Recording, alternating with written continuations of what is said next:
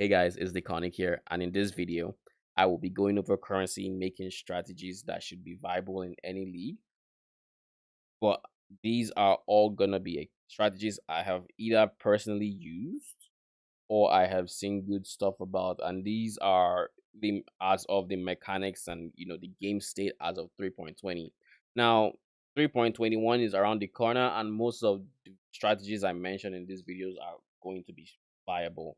So I would recommend tailoring what you want based on maybe what is considered meta or based on what you want to do. This is just a video to help you tailor your money making to what you want. Now, if we're going to talk about blights, we are going to cover the most important nodes when it comes to blights and probably strategies you can run alongside blights all through the league. Now, later in this video, I'll go over more in depth into some of these side strategies or what nodes you would want to spec into. But for now, early in the league, your focus should be maps. So you would essentially want to come down to these nodes first. Then you could spec into, you could try getting to here, which would give you Blight map crafting options free. This should be good for an early game person who doesn't have access to scarabs and even many maps or currency. You could focus on this and then get this right afterwards. Completely get this node. Once you have this, you no longer need any chance. So this is why we're rushing for this. You want to always have this. Use the map crafting option until you have more currency and then have access to steady scarab supplies and sextants and all of that good stuff. But aside that, you would want to come down here, probably get to here. You don't need this or this per se, but you could go into them if you have a weaker build. And since this is a league start, you will have a weaker build. So you don't want to reduce costs of towers. But if you don't have, if your build, you think your build is strong enough and you can just handle everything, and or you have all the annoyance you need for your rings already, then you maybe don't need it. If you have the ring annoyance, you might still want it just so you can build the towers faster. And on that regard, you can also come here. This would give you more damage and more durability. It gives you more breathing room on a weaker build essentially. So again, this is a forgoable node if you already have a strong build and you're not really worried about um monsters getting to your pump. Then you just want to get as many map duplication nodes as you can early in the league. Later on, you don't get these nodes, but like you would want all these Kyrak um nodes to help you get your maps. You'd want to eventually get into additional anointed jewelry as you get more Atlas map points. And then you'd eventually want to get an oil extractor. So this is all you would need for Blight. Now, some recommended side strategies to run alongside Blight would be essences. They are really good with Blight. You could run Harbingers. You really don't need to look for them. And they are typically around map spawn. Now, you might not find all of them if you have heavily spec into Harbingers. You might not find all of them on your way to the Light node, but that isn't too big of an issue either. Strong boxes are also really good. You can do something along the lines of strong boxes and essences, and that what that would look like is something like this. You just go into essences, this one, and then go here, get this, and then come up here. And this is you're not even using all the points, but this is a pretty solid strategy. You could add shrines into it with the remaining points as you get them. You can go into harbingers. You can add a harbinger here. You can probably get this one, and there's a lot you can do. Like I said, I'll go into all the other strategies and how to spec into them if you want to use them. But for now, this is very solid, and this is a Blight would be a really good first intro into the league. League starts friendly Atlas tree. So when you have your map node selected, you have your duplications done, you're getting a good amount of Atlas tree points from your maps, and you think you want to start specking into currency, the first thing I would recommend as after Blight is probably going to be Harbingers or Essences. Now, I will talk about Essences later, but we'll start with Harbingers. Now, how does Harbingers work? You start a map and a Harbingers and it spawns a Harbinger. The Harbinger you can't deal damage to, but the way you deal damage to a Harbinger is as it summons troops to fight you, you kill all the troops. Each wave you kill does damage to the Harbinger blue dude. And once that's dead, you get a big currency explosion. This is a strategy that's useful at all stages of the league, but I would especially recommend it early to mid just for your first um set of currency. A tree I would recommend for Harbingers would probably look something along the lines of this early game. We'll get this and remove these. These are not the most necessary, but you can if you just want to go hard into Harbingers. Um, you do something like this, go into first wave, and I think those are the important Harbinger nodes. Yeah. As you can see, Harbinger really doesn't have too many nodes, so you can easily work this with other strategies. And it's just a really nice source of currency early at all, like I said, at all stages. It's always good currency. And the bright side is you can actually drop something like a fractured orb with certain of like this one with this node. It lets you drop instead of shards you get the full currency, and yeah, certain currency you get that would just be insane for you.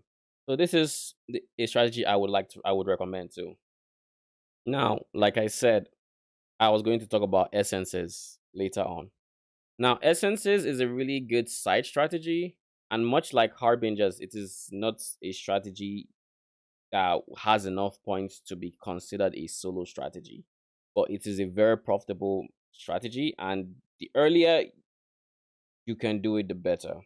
Now, I wouldn't suggest essences unless your build is at least not early, unless your build is designed to be decently tanky and have good damage. Because essences, depending on the mods they have, can be very, very rippy.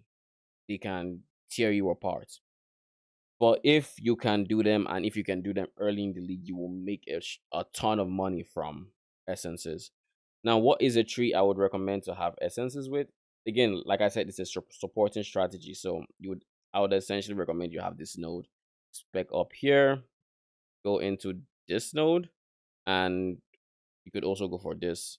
Now, it depends on what you want. If you want to spec into the left side of the tree, like with blights, or with incursions or whatever or delirium, whatever strategy you would recommend or you want to run, you can go this way and then spec into this.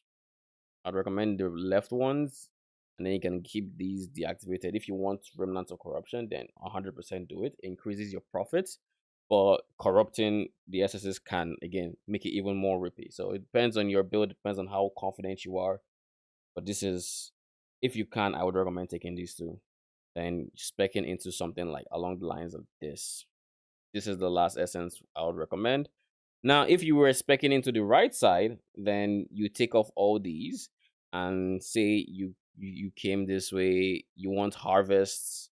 So you can do something along the lines of this. If you depending on if you're using sextants or not. If you're using sextants, then you don't need these two. But if you're not, then you probably want those two.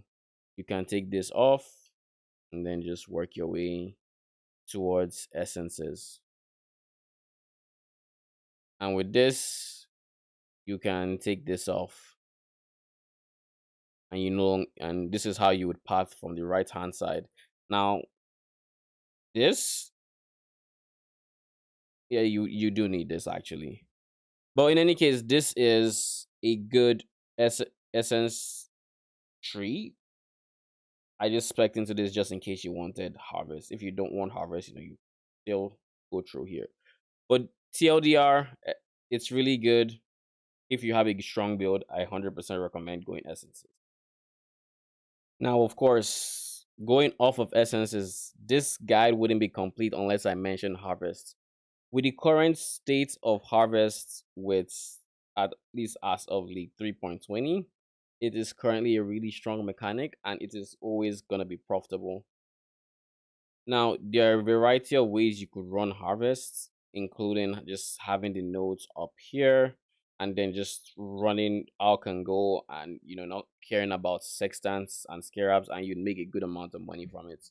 I will show you both tables or both atlas tree rather atlas trees, and of course this is a main strategy, so you would not be able to mix this with like too many other main strategies, but you can probably get off with harvest and like harbingers and essences, and like harvest should give you enough points to have like one or two fully spec into side strategies. Or if you want a second main strategy, you can go harvest and said main strategy and maybe just a bit of a side strategy, but I don't think you would have enough points to go through most side strategies. But in any case, the most important harvest nodes would be these two.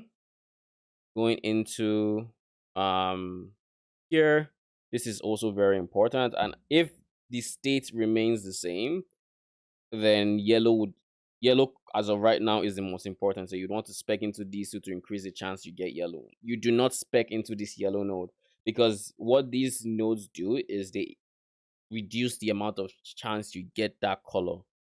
You don't want to reduce the amount of chance you get yellow. And if you spec into all three, then they essentially just cancel each other out and you waste atlas points. But this way you increase the chances of the yellow spawning.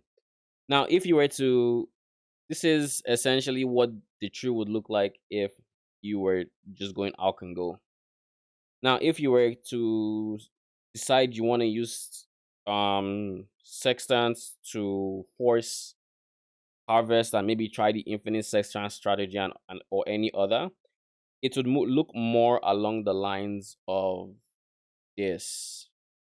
You would instead deactivate any nodes that have chance to spawn sacred growth, which include these two, and then just path the exact same way. So this would be less points using the atlas tree because you're using the sextant to force it. So this is overall more efficient to go into like other nodes.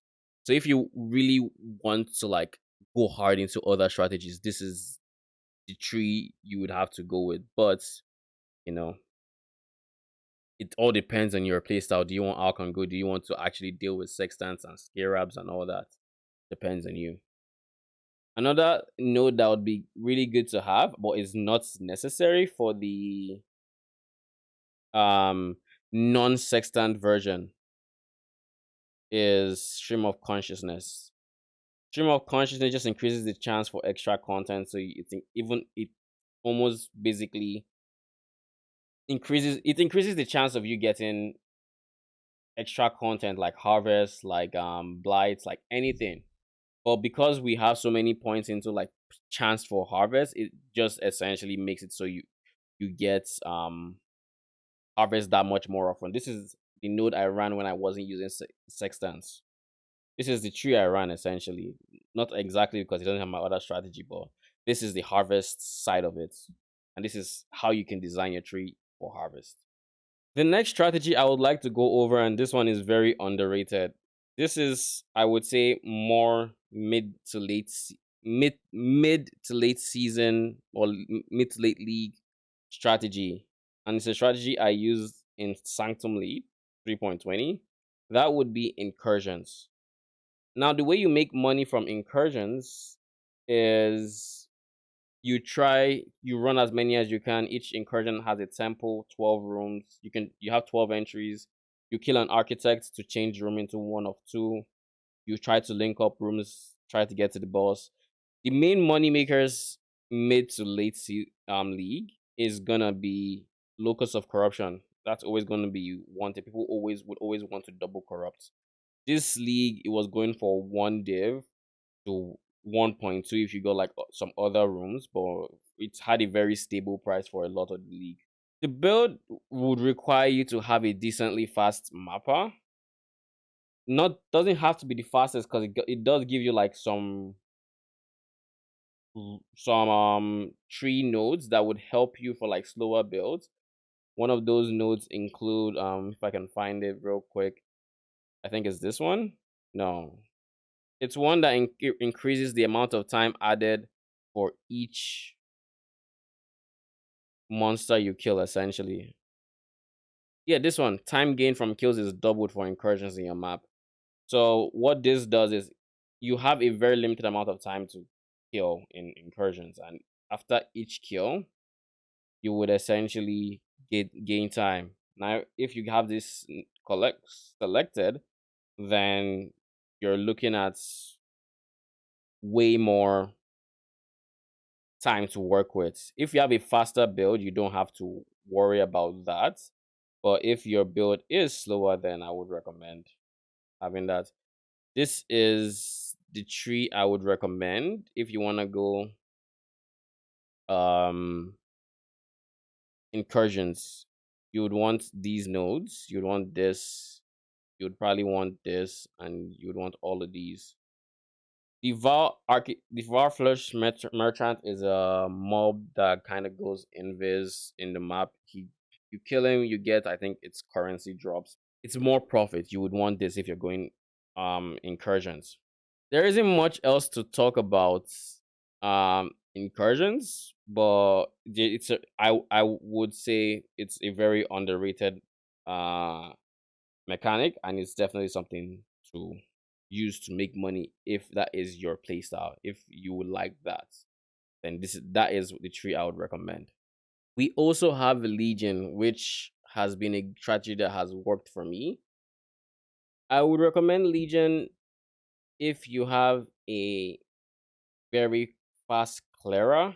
I would say this is probably not the best for early league, but once you start getting to mid league, it's really like it's always profitable. Don't get me wrong, but the reason I recommend it towards the mid is to make the maximum amount of money from Legion. You would have to dabble into sextants and scarabs most likely, and you would need a really like a decently upgraded, maxed out build. Not necessarily maxed out, but like you know what I mean. It has to have really good clear speed to be able to really go into clearing an entire pack of Legion essentially. But this is a solid tree in terms of the ones I would recommend. Market, and I think it was Templar. Yes, these two. So this is a solid Legion. This is what you would maybe run if you include Stream of Consciousness, and this is like really all can go. If you want to involve more Arabs, you could decide to not use this. But I think this just gives you a chance to get even an additional Legion encounter. So you could still use this even with Scarabs and Sextants, just because you can have multiple legions on the map. But if you want, you can also just take it off and use the points elsewhere if you have something else you really want to spec into. But if you don't, I would recommend leaving this plugged in.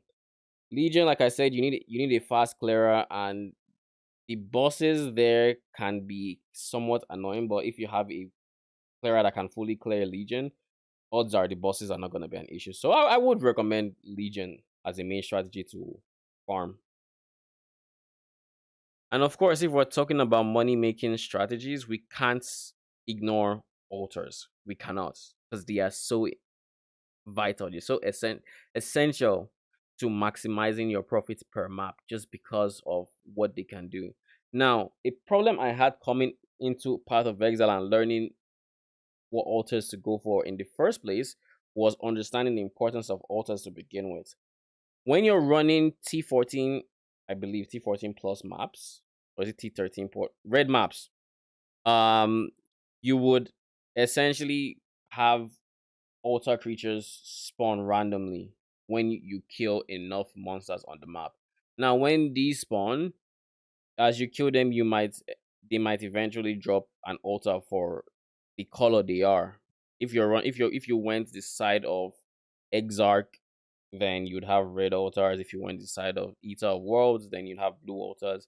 And these are very different in the loot they give. It all depends on what you want. But the best summary I can give to simplify your decision making is, if you want consistent money in the way of like chaos drops, good currency drops, Exarch is where you would want to go. It's steadier profits over time, and it's probably what most people go for at this point. It's really good. And if you wanted to spec into red, I would pick all these nodes. This is pretty good. If you didn't have enough points for everything, I would prioritize Wrath of the Cosmos. Then I would go up here and I would get the Light of Dawn. These are the nodes I would recommend for red. Now, when do you go blue? Blue is less steady profit, but it's still good money. Don't I'm not saying it's not good money at all. It's still really good money. It's just more luck based. Blue, you run blue if you want the chance to have a divine altar. If you like running quantity and rarity maps, you just want to increase quant and rarity, you go blue. If you have a strategy that loves quant and rarity, you would typically go blue, because this is an altar that thrives on that, just because it has a chance of giving you an altar that makes it so all blue minions that drop have a chance to spawn divine orbs. And as of 3.20, divine orbs are we all know what divine orbs are. So I would still recommend going the full diamond, prioritizing Eldritch Gaze in the same vein, and the Shadow of Hunger. The reason we went for Shadow of Hunger and Light of Dawn is simply because more altars means more chance you get your whatever loot you're trying to get from your altars, in the way of divine orbs, or maybe in the way of this chaos, or whatever else you might be trying to get. In any case, these are the nodes you would want if you're specking it, whichever way you decide to go in the red versus blue. So now we're going to talk about side strategies you could use alongside your main strategies like Blight, Harvest. These are side strategies that don't use too many points, so you can have them alongside other mechanics. Now, I'm going to go over altars first. When it comes to altars, this is a good alternative to something like essences if your build is weaker, because altars actually buff you when you grab them. Note, before you grab them, they will buff the enemies, the monsters, but they really help like cushion your build needs if you're running a weaker build, or if you just haven't gotten to the point where your build can handle the kind of map you're running. Altars could be good, or shrines rather could be good. Shrines, if you want to spec into shrines, you would no, I don't know why I would go there, but you would run something like this in terms of your tree, and you would probably want this all that glitters. Now, ignore all these connecting nodes, because realistically, if you were using it as a side strategy, you might be going towards the right hand side and you'd come up here. If you were going through the center, then yes, it could look like this. It all depends on how hard you want to spec into altars, because in the end, the most important node is this, because it allows you to have an additional shrine. You can have this and disable this all the same. Um, this actually uses less points, so if you didn't need like chance for maps, then go for this instead.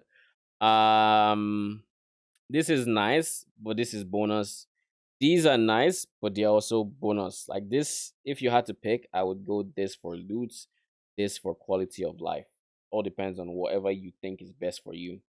Aside shrines, another good side strategy would be strong boxes. Now, strong boxes, it depends on the strong box you get, but they do end up being really profitable in the way of just raw currency drops sometimes, divination cards you might want. But if you were specking into um strong boxes. The order of importance is this is the most important. This forces a strong box to be spawned, and the next importance would be these two. Not necessarily this one, but like this one is pretty important. It makes it so your strong boxes are always rare and they are corrupted, and then you have a chance for it to be openable again. And then operative strongbox just drops scarabs, which are always going to sell for more, so more profit if you get that. Then you could come up here and go more into backup cash for currency drops. If you're into currency drops, this is what you go for. If you're going for div cards, you're trying to farm a mage blood or whatever else you could be going, then this would be what I recommend. There is a universe where you spec into both, but I've always just spec into one personally.